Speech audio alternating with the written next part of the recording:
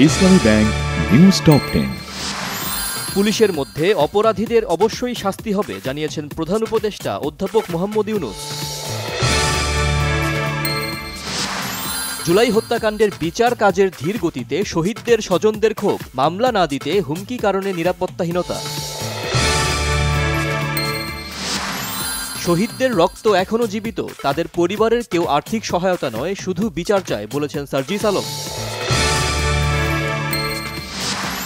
সরকার কিংবা আদালত নিষিদ্ধ না করলে আওয়ামী লীগের নির্বাচনে অংশ নিতে বাধা নেই বলেছেন প্রধান নির্বাচন কমিশনার এএমএম নাসিরউদ্দিন।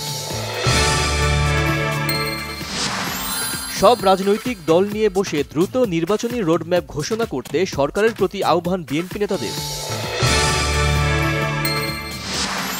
ঢাকা বিশ্ববিদ্যালয়ের রাজু ভাস্কর্যের সামনে শেখ হাসিনার গ্রাফিতিতে আবারও জুতা নিক্ষেপ শিক্ষার্থী ও পথচারীদের।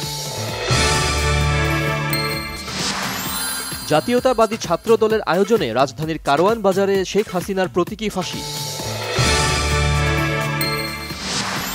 রাজধানীর বিভিন্ন থানায় করা হত্যা মামলায় সালমান এফ রহমান, জুনাইদ আহমেদ পলক, শাহজাহান খান, আতিকুল ইসলামকে গ্রেফতার দেখানো হয়েছে। যুক্তরাষ্ট্রের সাবেক প্রেসিডেন্ট জিমি কার্টার মারা গেছেন। স্থানীয় সময় রবিবার বিকালে জর্জিয়ায় নিজ বাড়িতে শেষ নিঃশ্বাস ত্যাগ করেন তিনি। মিরপুর স্টেডিয়ামে পর্দা উঠল বিপিএল সিজন 11-এর 7 দলের লড়াই।